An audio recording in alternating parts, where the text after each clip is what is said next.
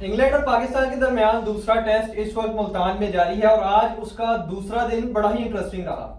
पाकिस्तान पहली मर्तबा किसी एक सेशन के अंदर कामयाबी हासिल करने में कामयाब रहा है। आप कह सकते हैं कि पाकिस्तान की जो परफॉर्मेंस रही है बॉलिंग के हिसाब से वो पिछले टेस्ट के मुकाबले में इतनी अच्छी रही है कि पाकिस्तान ने जो पिछले टेस्ट के अंदर पूरे मैच के अंदर मिला के 7 खिलाड़ी आउट किए थे, आज एक ही दिन के अंदर 6 खिलाड़ी आउट कर लिए। ये बहुत बड़ा कारनामा पाकिस्तान के लिए और अभी इंग्लैंड के 127 रन रहते हैं। बिल्कुल। आप देख रहे हैं गूगल क्रिकेट, हमें आपके होस्ट सिकंदर और मैं हूं सुभान। और सबसे पहले हम आज के स्कोर कार्ड से बात कर लेते हैं। जी आज जो डकेट से स्टार्ट करेंगे सिकंदर, और मैं चाहता हूं कि आप जरा इसको एक्सप्लेन से बयान करें। डकेट ने कैसी बैटिंग की है?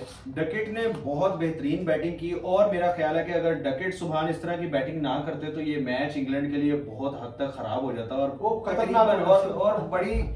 मगर डकेट ने ये प्रूव किया कि इंग्लैंड की टीम कुछ चने दे के नहीं आई। यहाँ पर इंग्लैंड की टीम एक अच्छी टीम है और बड़ी टीमों में इसका शुमार होता है। और ऑल दो के पाकिस्तान की जो बॉलिंग थी वो अप टू दी मार्क थी। अगर हम बात करें साजिद खान की तो साजिद खान, सुभान कल साजिद खान के बारे में बात कर रहे थे कि ये इतना ज्यादा इनको पसंद नहीं है, मगर मैंने वही बात की कि बॉलिंग देखनी चाहिए और ठीक साजिद ने वही किरदार अदा किया जो उनके अंदर सीनियोरिटी है, जितनी उन्होंने डोमेस्टिक क्रिकेट में सर्व किया है। और साजिद खान की बॉलिंग के बारे में खैर डिटेल में बात चलती रहेगी।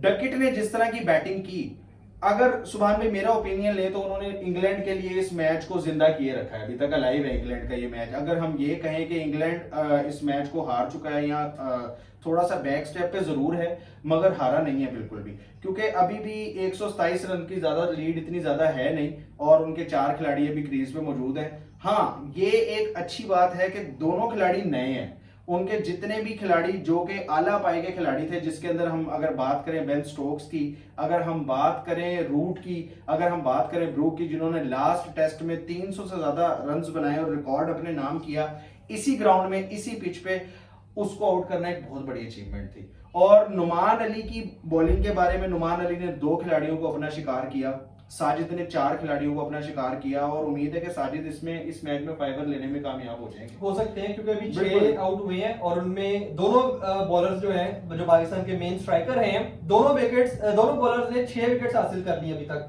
तो उम्मीद ये की जा रही है कि सुबह आएगा इंशाल्लाह दिन, तो मे भी आते साल इस मैच की जो सबसे अच्छी बात है ना, हम अपने व्यूवर्स को बताते चलें, इस मैच की जो सबसे अच्छी बात है वो ये है कि एटलीस्ट हमारे जो सिलेक्टर्स हैं उनकी इंटेंशंस बहुत ज्यादा क्लियर थी इस मैच को लेके, खास तौर पे पिच के हवाले से। खास तौर पे पिच के हवाले से एक तो उन्होंने उसी पिच को दोबारा से सिलेक्ट किया और एक बेहतरीन एक स्ट्रेटेजी के साथ वो उतरे। हाँ, अगर टॉस का फैसला कुछ और होता तो शायद ये कंडीशंस पाकिस्तान के हक में इस तरह से ना होती, मगर 3 स्पिनर्स को खिलाने का जो फैसला, जिसके ऊपर 2 दिन पहले बहुत ज्यादा क्रिटिसाइज किया जा रहा था सिलेक्शन कमेटी को, वो वाला फैसला ठीक हो चुका है, क्योंकि स्पिनर्स ही यहाँ पर काम आ रहे हैं। देखिए, वो तो इस वजह से काम आ रहे हैं कि अभी जैसे आपने कहा कि टॉस पाकिस्तान जीत चुका था और पाकिस्तान ने पहले बैटिंग कर ली है। अगर आप रिवर्स सिनेरियो में चलें कि यही 366 इंग्लैंड ने किए होते, तो मैं आपको यकीन से कह सकता हूं कि पाकिस्तान जो इस वक्त विकेट की कंडीशन है, पाकिस्तान से 200 भी नहीं होना था। इस वक्त हमारी जो थोड़ी सी बॉलिंग में हम जो लैग कर रहे हैं, वो हमारे बॉलर्स का थोड़ा सा जो इनएक्सपीरियंस है, क्योंकि वो कंटिन्यूस खेलते हुए नहीं आए, उन्हें जगा के बुलाया गया कि आ जाओ भाई। बिल्कुल। इन्होंने अपना जो एक मेन स्क्वाड अनाउंस किया था उसमें ये तीनों बॉलर शामिल नहीं थे। मेन स्क्वाड में तीनों को नहीं रखा गया, तो आपको अचानक याद आई कि नहीं यार, नसीम शाह नहीं चल रहा, शाहीन नहीं चल रहा, इनके ऊपर तो तनकीद हो रही है। और ये हम काफी देर से देख रहे हैं कि वो टेस्ट मैचेस के अंदर जान नहीं लगा। ये जो सिलेक्शन हुई है ना अभी पाकिस्तानी टीम, जो करंट टीम पाकिस्तान की खेल रही है, इसके अंदर जो सबसे अच्छी बात है ना, जिसको लेके हम तकरीबन पूरा साल बोलते रहे हैं पाकिस्तानी टीम के लिए और सेलेक्टर्स के लिए बोलते रहे, कि इन्होंने अब आखिरकार एंड पे आके इन्होंने डोमेस्टिक के प्लेयर्स को जगाया है।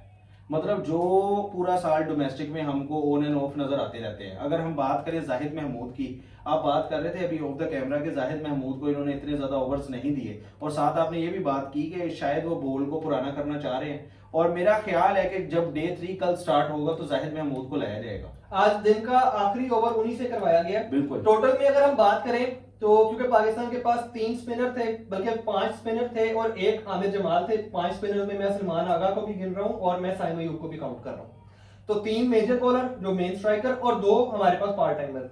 5 बॉलर्स थे टोटल में स्पिन में, तो उनमें से 53 ओवर्स का आज खेल हुआ है जो कि इंग्लैंड ने बैटिंग की है। 53 ओवर्स में 40 ओवर्स किए हैं हमारे मेन बॉलर्स ने, यानी कि साजिद खान ने और नुमान अली ने। बिल्कुल। 40 ओवर इन दो बॉलर्स ने करवाए हैं, और जबकि 6 ओवर जाहिद से करवाए गए हैं, जिसमें एक सलमान आगा का ओवर है और इसके अलावा 6 ओवर। मैं थोड़ी सी बात करूं हमारे पाकिस्तान के पास्ट की। अगर पाकिस्तान जब अपने अरूज पे होता था, मतलब कि जब होम सीरीज पाकिस्तान ना सिर्फ टीम को बुलाता था बल्कि यहाँ से हरा के भेजता था, तो तब भी पाकिस्तान की इंटेंशंस बहुत ज्यादा क्लियर होती थी अपनी होम कंडीशन में। हमारे पास ये मौसम का इस्तेमाल करते थे, ये मौसम का इस्तेमाल करते थे, वेदर को यूज करते थे। खासे गर्म मौसम में इंग्लैंड जैसी टीम को ये बुलाते थे या इंग्लिश टीम को बुलाते थे। ऑस्ट्रेलियंस हैं जो हर किस्म के मौसम में जाके एडजस्ट कर लेते हैं, मगर इंग्लैंड के साथ ये प्रॉब्लम है कि अगर इनको गर्म मौसम में बुलाया जाए तो ये परेशान होते हैं। और दूसरा एक बात जो आकिब जावेद के शायद जहन में रही होगी, वो बात ये है कि आकिब जावेद कहीं ना कहीं ये जानते हैं कि गोरे जो हैं वो स्पिन के खिलाफ फंसते हैं। ठीक है, वो अटैक करने के लिए जाते हैं और समटाइम अगर पिच थोड़ा सा सीधा मिल जाए तो वो अटैक करने में कामयाब भी हो जाते हैं, मगर कहीं ना कहीं आकिब जावेद के जहन में ये बात है कि अगर हमारे स्पिनर अच्छी जगह पे बॉल डालें, जो कि आज नुमान अली कर रहे थे, बड़ी नपी तुली सी लाइन थी उनकी, लाइन लेंथ थी कि अगर एक नपी तुली लाइन लेंथ पे बॉल की जाए तो इंग्लैंड क्या कोई भी टीम हो उसको फंसाया जा सकता है, फंसाया भी जा सकता है और उनको हराया भी जा सकता है। देखिए, बात ये है कि पाकिस्तान के पास एक जो थोड़ी सी मिसकैलकुलेशन समझ लें या थोड़ी सी हमारे डोमेस्टिक सर्किट में से इस तरह के प्लेयर सामने नहीं आ पा रहे कि जो अच्छे स्पिन बॉलर हों। खासतौर पे अगर हम बात करें कि ये जो इस वक्त का लाइनअप खेल रहा है, ये भी टेस्ट फॉर्मेट के लिहाज से सिर्फ इनमें एक बॉलर है जिसको मैं बॉलर मानता हूं, वो नुमान अली है, जो कि तगड़ा बॉलर है टेस्ट के लिहाज से। Sajid Khan on end of ठीक है, बस आप गुजारा कर लें। सुभान साजिद खान और का ऑप्शन क्या है? देखिए, अगर आप कहीं उसामा मीर अगेन, अगर आप कहीं शादाब, तो यार मैं तो मेरा ख्याल उनको रेट नहीं करूंगा। उसामा और शादाब का नाम नहीं ले रहा, लेकिन मैं ये चाह रहा हूं कि एटलीस्ट हम कोई ऐसा प्लेयर निकालें। ऐसी भी बात नहीं कि नीचे हमारे जो डोमेस्टिक सर्किट है वहां पे कोई स्पिनर ही नहीं होगा। देखिए, अब आपको उसके ऊपर नजर रखनी है और आपको उसको तैयार करना है। जैसे सईद अहमद है, जैसे यासिर शाह है, ये वही स्पिनर्स हैं, मैं आपकी बात काट रहा हूँ, ये वही स्पिनर्स हैं जिनके ऊपर डोमेस्टिक में बड़ी देर से इन्वेस्ट किया जा रहा है, और जब इनको मौका देने की बारी आती है तो इनको पूरे तरीके से मौका नहीं दिया जाता। मौका देने की बारी वही कामरान गुलाम है ना, जो हर डोमेस्टिक में आके 100 करता था, टॉप रनर रहता था और इसको मौका नहीं मिलता था। तो मौका आज आके किसको मिलता है? वही जो आपके टॉप ऑफ द लाइन, वही T20 खेल रहे हैं, वही वनडे खेल रहे हैं, उसी को टेस्ट में मौका मिलता है। आप ये बात कर रहे थे ना कि हमारी टीमें मुख्तलिफ अलग अलग होनी चाहिए, टेस्ट के लिए अलग टीम होनी चाहिए, T20 के लिए अलग होनी चाहिए, तो कहीं ना कहीं आपको आउट ऑफ द बॉक्स निकल के सोचना पड़ेगा। आकिब जावेद ने, अब मुझे आई डोंट नो कि कल के दिन में क्या होता है, कल इंग्लैंड किस तरह से मतलब इस प्रेशर को तोड़ता है और इंग्लैंड किस तरह से इस लीड को खत्म करने के लिए जाता है, मगर अभी तक जितना मैच देखा गया पाकिस्तान कहीं ना कहीं इनको मतलब इनके ऊपर आ रहा है। पाकिस्तान कहीं इस मैच के ऊपर गिरफ्त को कायम कर रहा है। अगर पाकिस्तान ने कोई 80 रन की भी लीड हासिल कर ली, यानी कि अभी 127 रहता है, तो मैं मिसाल देता हूं कि अगर इंग्लैंड मजीद सुबह आते साथ 50 रन करे और चारों विकेट गवा दे और पाकिस्तान को कोई 75-80 की लीड मिल जाती है, तो पाकिस्तान की फेवर में मैच होगा।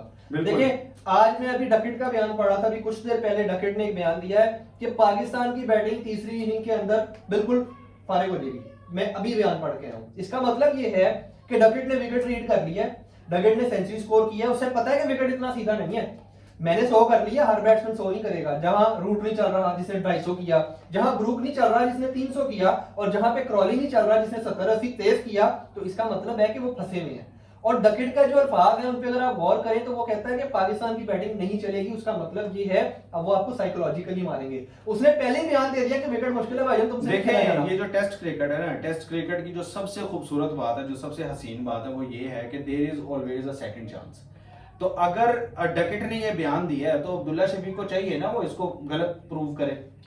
ठीक है, हमारे ओपन को चाहिए ना, साइम अयूब को चाहिए ना, अगर 77 वो पहले इनिंग में कर सकते हैं तो इस मैच में भी वो 100 के लिए। अब आप ये देखें कि इस तरह की स्कोरिंग के लिए अब बाय द वे रिजवान से भी कोई बड़ी इनिंग आई नहीं है अभी तक रिजवान के बल्ले से इस सीरीज में भी तक नहीं आई है, लेकिन हम एक्सपेक्ट करते हैं वो कभी भी नहीं खेल सकता है। वो क्रूशियल इनिंग खेलता है क्रूशियल मौके के ऊपर। मैं जो एक बात करना चाह रहा हूँ, शायद लास्ट बात हो हमारे इस आज के शो की, बात ये है कि अगर डकेट ने ये स्टेटमेंट दी है और हमें पता है कि इस वक्त विकेट की हालत खराब हो चुकी है, तो अब अप्रोच क्या होनी चाहिए पाकिस्तान की? बिल्कुल, अगर पाकिस्तान गया रोकने के ऊपर तो मुझसे आप लिखवा के आज रख लें, बल्कि रिकॉर्ड तो हो ही गया, लिखवाने की जरूरत नहीं है।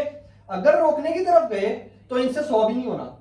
ये आप ध्यान में रखिएगा बात, क्योंकि आज इंग्लैंड ने अगर 240 किया है तो वो तेज खेलने की वजह से किया, वो भी डकेट के तेज खेलने की वजह से किया।